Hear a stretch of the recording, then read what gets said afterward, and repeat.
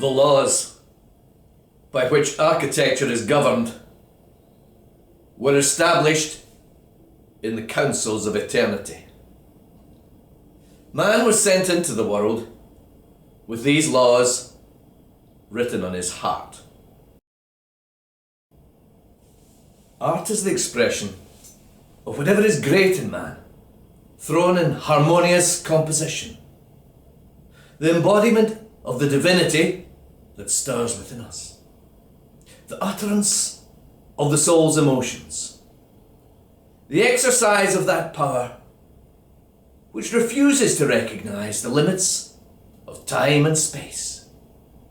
It is the revelation of that mysterious faculty by which man feels himself to be the son of the omnipotent and lays claim to an endless life.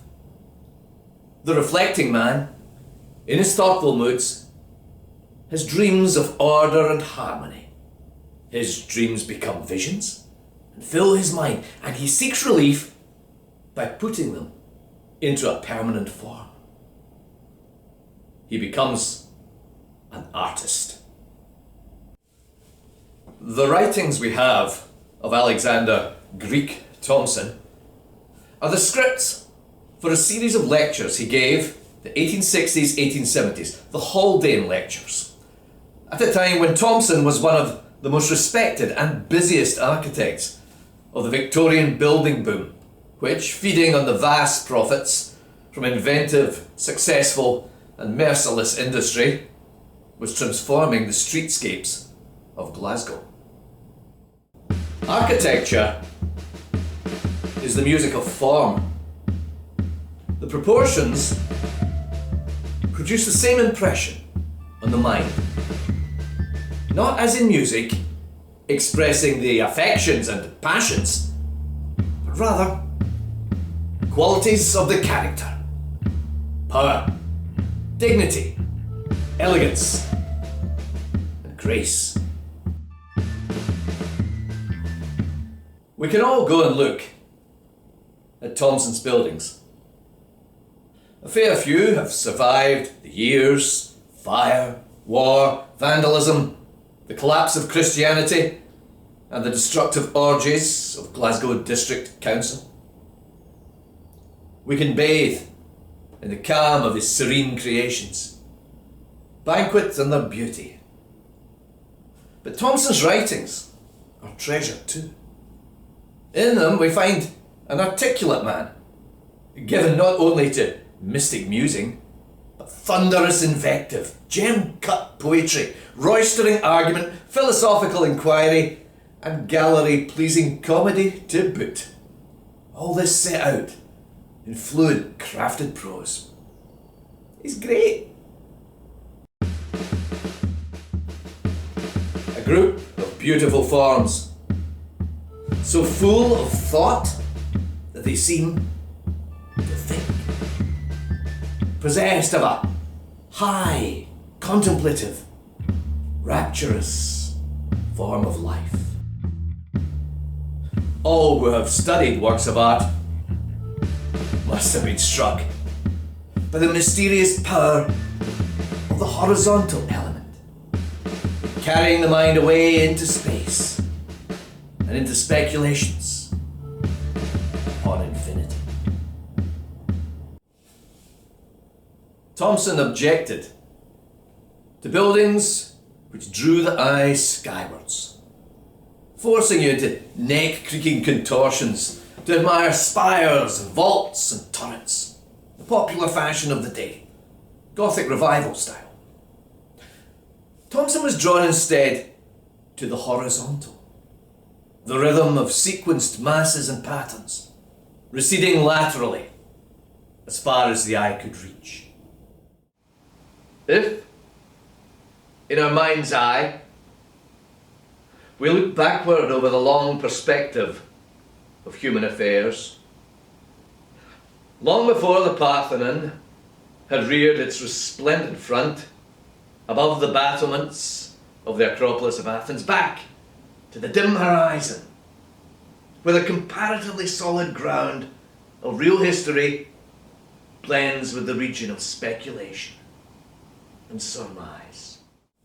Thomson, gazing into the vanishing point of physical distance, felt as if he was staring into the blockwork founds of time. The far is his infinity. He peers through the throwaway present to the deep pathos of the past.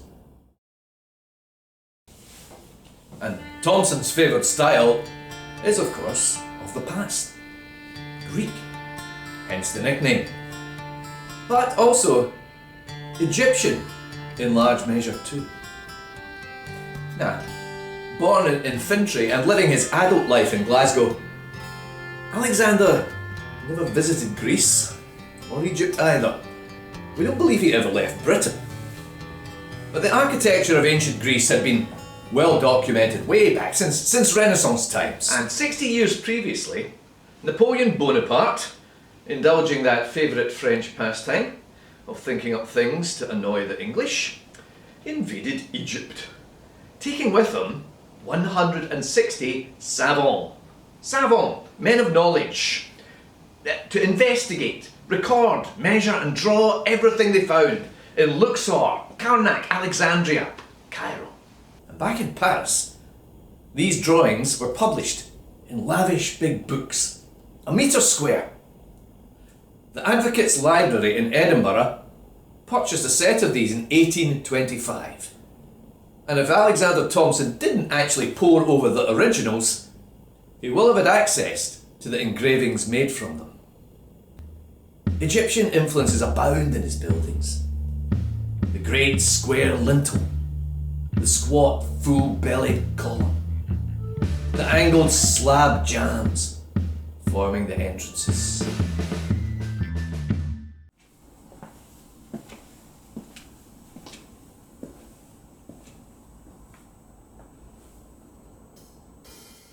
For around 415 years, the university in Glasgow was clustered around the High Street, a grand old academic warren boasting some of the finest 16th century buildings in Scotland. But the area round about was both overcrowded and squalid. Outbreaks of cholera were not unknown, and as numbers of students expanded, the old college premises became overwhelmed. In 1865, a solution was sought. I'll let Alexander Thomson take it in his words from here. When it was announced that the ground occupied by Glasgow University had been sold to be converted into a railway station and that new buildings on a greatly extended scale would be required, the local architects, very naturally, expected they would be afforded the chance to win this prize.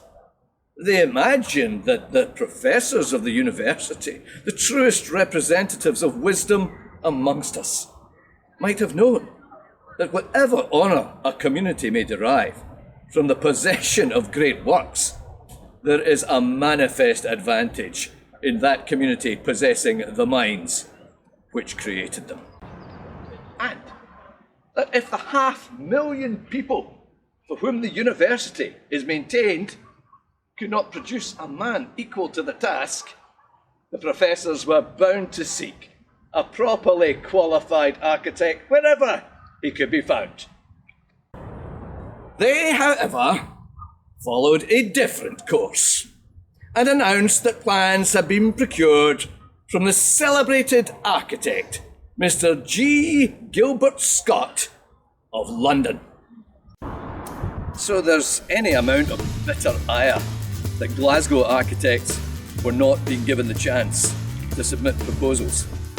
But there also seems to be some simmering personal animus too towards George Gilbert Scott. However, I imagine that Thomson was not the only one feeling piqued. His partner John Baird had been involved in plans for the uni to be moved to the Woodlands area, and even he was not invited to enter designs for the move to Gilmore Hill. It didn't help that Gilbert Scott's company specialised in the Gothic revival style, something which Thomson loathed. the perpendicular style, which swept Europe as the great cathedrals were built from around 1100 to 1500. The Gothic, insists Thomson, had its origins in the Dark Ages. Yet were we to sit down and consider what was actually done for the advancement of knowledge and civilization during that period, and then suppose it all swept away, there would be little cause for regret.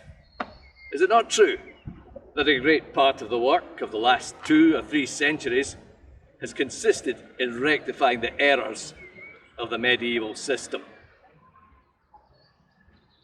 You do get from time to time the sense that Thomson finds it painful to have to explain the perfectly bleeding obvious to the ranks of the tiresomely stupid.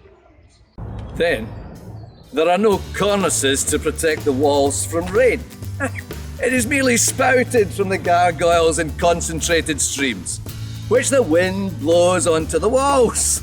The water, penetrating the stone, is expanded by the irresistible power of frost. The walls are split by the arches, and even should the lofty spire fail to attract a demolishing thunderbolt, in spite of all the buttresses and counterposing pinnacles, the whole thing finds its way back to the ground.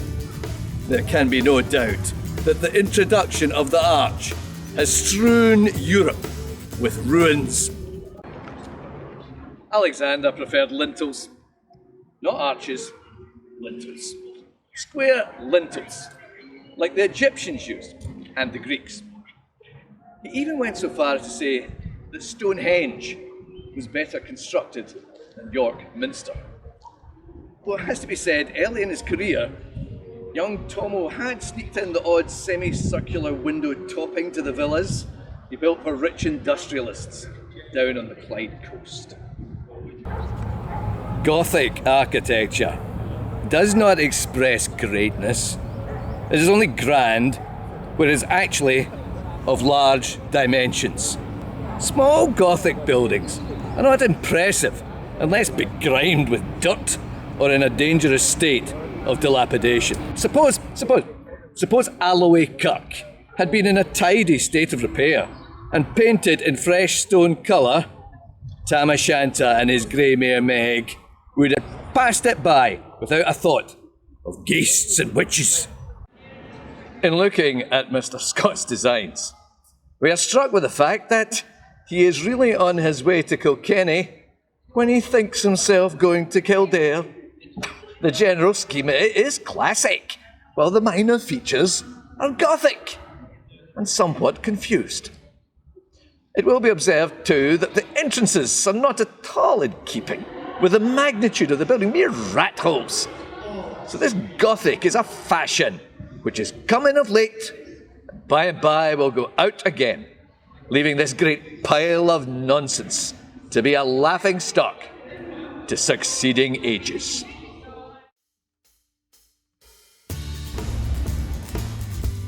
And just to show that Thomson was not some lone old grump raving about modern fashions, there was perhaps an even stronger classical revival movement going on in Glasgow at the same time. Just across the road from the university, the Wellington Church was built a dozen years after the main college building by Thomas Lennox Watson, a young architect born in 1850 and 33 years old at the time this was constructed. Thomson might have thought better of it, though he would probably have sniffed at the Corinthian columns. Alexander seldom let his hair down further than the douce and dignified Doric.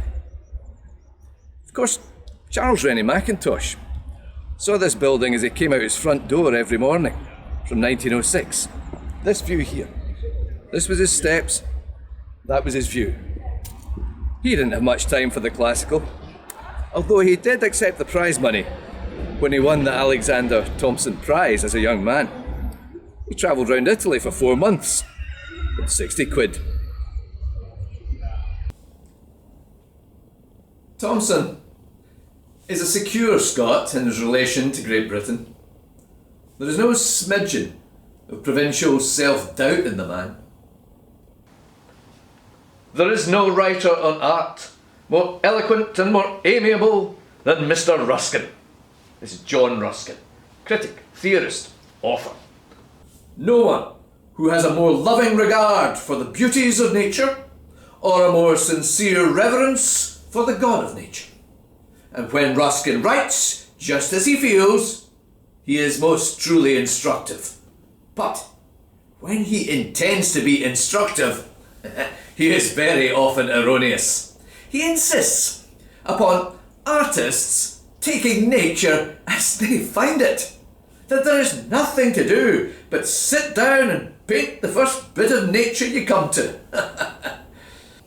A way of escape from the tiresome necessity of learning the laws and principles of art, and a complete immunity from the duty of thinking.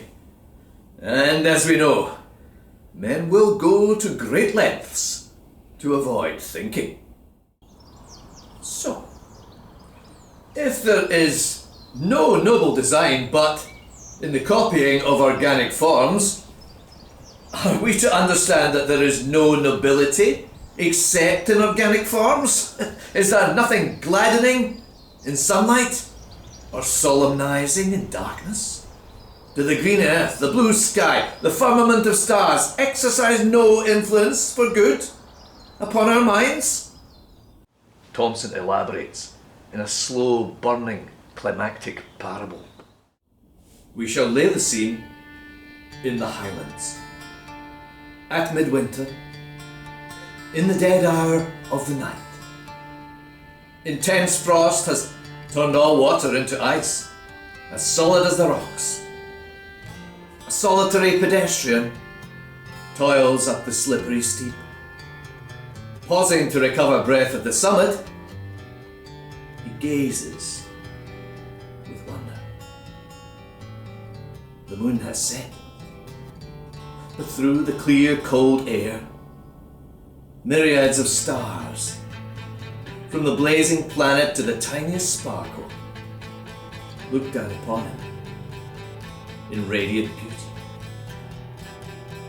There is no sound of waterfall, tinkling rill, whispering breeze, no sight of man or beast, no track but his own. A feeling of oppression creeps over his sense from the death-like stillness which reigns around him. But this gives place to an indescribable, strange consciousness that he is standing there, alone, the only living thing before God. The poor, cowering spirit seeks to hide itself, but where or how to flee, it knows not. On every side, what appeared complete negation now becomes instinct with thoughtfulness. The air is fluid life. But at length, a blessed influence subdues his fears. A gush of adoration fills his soul. His heart, surcharged, finds vent in sighs and broken sentences of prayer. Some old familiar song of praise bursts from his quivering lips, and his terror melts into ecstatic joy. Now, I'm guessing that intense nocturnal vigils of dread and redemption exposed on the side of the bare mountain were not something the plump burghers digesting their dinners in Thomson's audience would know much about. But as a breathless hymn of lived experience, it does ring pretty true. Thomson appears to have been familiar with lonely starlit treks from which his soul in turmoil emerged rejoicing and cleansed. If so, it does suggest a very intense inner life of self-doubt turned to glorious triumph by willful spiritual exertion. Thomson's various partners seem to agree that he had a dreamy, abstracted air around the office, And while they wouldn't actually accuse him of slacking, they did say that he wasn't particularly punctual or meticulous, which was maybe why he always made sure he had well-organised partners working alongside him. Thomson doesn't seem to be a man lacking self-knowledge. Let's go back to his aggro with the great English critic. Take Mr. Ruskin's hero, J.M.W. Turner, a man distinguished for producing pictures in which organic forms are altogether absent. Of which Mr. Ruskin says, these are not pictures, but the souls of pictures, in direct opposition to his own stated theory that artists should work from organic forms. Thomson felt that the artist's job was to study carefully what nature had to offer, then improve it. Not just visually, but, and this is maybe hard for us to get our modern minds around, also morally. Thomson believed that specific arrangements of stone and mortar could signify justice and truth. Art serves to furnish our minds with correct images. The poet speaks of creation as the elder scriptures, writ by God's own hand. Artists should separate what is beautiful and rare from the crude and common elements which surround them. Thomson's thinking is often motoring along smoothly, each corner of reason handled with skill, before he pulls up sharply and parks before God. Some say that man can never get beyond his experience. Whence then come music and architecture? There is nothing in nature like either. They are something that by man, or through his agency, has been added to the work of God as a fellow worker with God, in however humble sense, a co-creator. Built into the brickwork of Victorian Christianity, Thomson sort of expects us to know exactly what concept of God a person of his denomination would hold. He was an elder of the United Presbyterian Church, the one in Caledonia Road, the one which he built. I would like a bit more info. Did Thomson, as his more mystical side suggests, see the deity as the ineffable spirit which spins the wheel of stars and turns the cloud and tides? Or did he envisage a father, stern and judgmental, or loving of mankind? The free-ranging sweeps of Thomson's huge imagination seem a little cramped by the respectfully unquestioned end stop of God. Another great radical architect, Edwin Lutyens, said, "All this talk about art is dangerous. It brings the ears so far forward that they cover the eyes." I don't believe this applies to Thomson. His words skillfully confirm and elucidate the rationale we sort of suspect when we look at his buildings. These columns contrast with the general severity of the outline by their softly rounded and elegantly moulded forms, elaborated into tenderness in the finer features of their capitals. The whole resting upon a background of deep, quiet shadow, and exhibiting that pleasing kind of beauty which seems to smile upon us, and which expresses the idea of kindness. In the hands of the Greeks, matter lost all trace of materiality, and marble, became pure thought. These majestic forms, glowing with a sunny splendor and looking like enthroned divinities amidst a crowd of common mortals. The Egyptians sought to realize the idea of endless duration, and so all the works expressed their longing after immortality. The Sphinx, as it were, looking straight forward into the distant future. The writings of Alexander Thomson are treasures of Glasgow.